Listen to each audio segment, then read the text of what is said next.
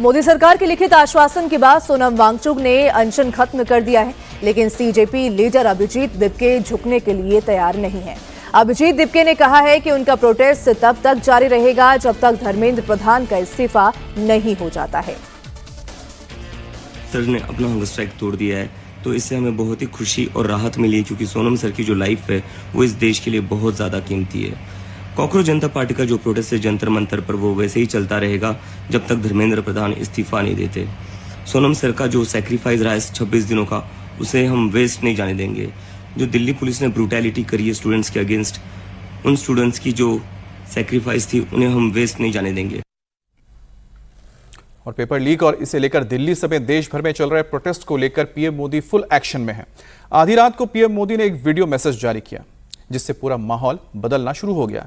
PM ने अपने video में साफ साफ कहा कि छात्र और उनके अभिभावकों ने उनकी चिंता को लेकर वो काफी सोच रहे थे और छात्रों को कोई परेशानी ना हो, कोई परेशान ना करे, किसी को भी उनके भविष्य से खिलवाड़ नहीं करने दिया जाएगा।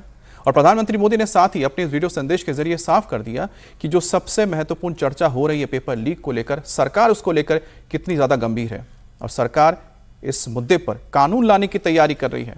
कैबिनेट में एक मसौदा तैयार होगा जिसमें जो लोग पेपर लीक करते हैं, जो करवाते हैं और साथ ही साथ जो पूरा ये माफिया सिंडिकेट चलाते हैं, उनके खिलाफ कड़ी कार्रवाई हो, ताकि कोई भी इस तरह के पेपर लीक के काले धंधे में घुसने की आने की कोशिश ना करे और छात्रों के भविष्य के साथ खिलवाड़ ना करे।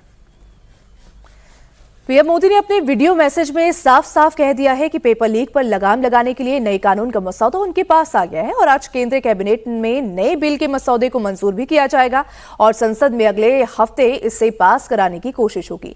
मतलब यह है कि पेपर लीक रोकने के लिए देश में ऐतिहासिक और बेहद सख्त कानून बनने वाला है। इस सख्त कानून में क्या क्या प्रावधान हो सकते हैं वो भी आप जान लीजिए।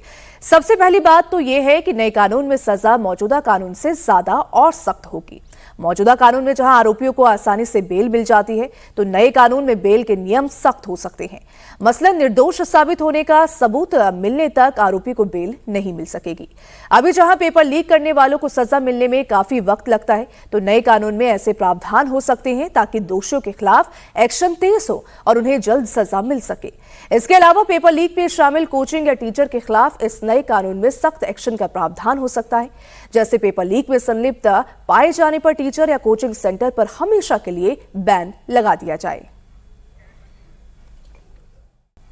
अब पीएम मोदी की घोषणा के बाद पेपर लीक के मामले में कल देर रात एक और बड़ा ऐलान हुआ है। दोषियों को जल्द सजा दिलाने के लिए फास्ट ट्रैक कोर्ट का गठन कर दिया गया है। प्रधानमंत्री नरेंद्र मोदी ने गुरुवार सुबह को ही कहा था कि पेपर लीक से जुड़े मामलों के लिए फास्ट ट्रैक कोर्ट बनाई जाएगी और रात होते होते इसका गठन भी कर दिया गया है। ऐसे मामलों की सुनवाई के लिए दिल्ली की राउज एवेन्यू कोर्ट में एक फास्ट ट्रैक कोर्ट बनाया गया है, जहां पेपर लीक और इससे जुड़े दूसरे अपराधों की सुनवाई होगी। जस्टिस अनु ग्रोवर बालिगा स्पेशल जज नियुक्त की गई हैं। 30 हजारी कोर्ट के मीडिएशन सेंटर की इंचार्ज जज अनु ग्रोवर बालिका को दिल्ली हाईकोर्ट ने स्पेशल जज के तौर पर राउज एवेन्यू कोर्ट में ट्रांसफर कर दिया है, जिसकी सूचना दिल्ली हाईकोर्ट ने नोटिफिकेशन देकर जारी कर दी है। तो प्रधानमंत्री मोदी ने गुरुवार को सुबह कहा था कि पेपर लीक के मामलों को निपटाने के लिए और दोषियों को कठोर सजा देने के लिए फास्ट ट्रैक कोर्ट का गठन होगा और उसे लेकर तुरंत कार्रवाई हुई और त्वरित कार्रवाई के साथ ही दिल्ली हाईकोर्ट ने नोटिफिकेशन जारी करके जस्टिस अनु ग्रोवर बालिका को स्पेशल जज नियुक्त कर दिया। वही पेपर लीक के विरोध में जारी आंदोलन और एक्टिविस्ट सोनम वांगचुक के अनशन को लेकर मोदी सरकार 24 घंटे में सुपर एक्शन मोड में दिख रही है। आइए आपको बताते हैं कि पिछले 24 घंटे में सरकार ने क्या कुछ किया है अभी तक। सबसे पहले बात की जाए सोनम वांगचुक की, तो सोनम वांगचुक को लेकर जो तमाम मांगे उनकी तरफ से की गई थी, उन मांगों को पूरा करते हुए वहां जेपी नड्डा और साथ ही साथ जितेंद्र सिंह उनके पास पहुंचे मेदांता हॉस्पिटल में गुरुग्राम में और उन तमाम मांगों को मानने का उन्होंने आश्वासन दिया और लिखित प्रस्ताव उनको दिया। पीएम मोदी ने छात्रों के नाम वीडियो भी जारी किया। पेपर लीक के दोषियों को सख्त सजा देने का वाद भी उन्होंने दोहराया।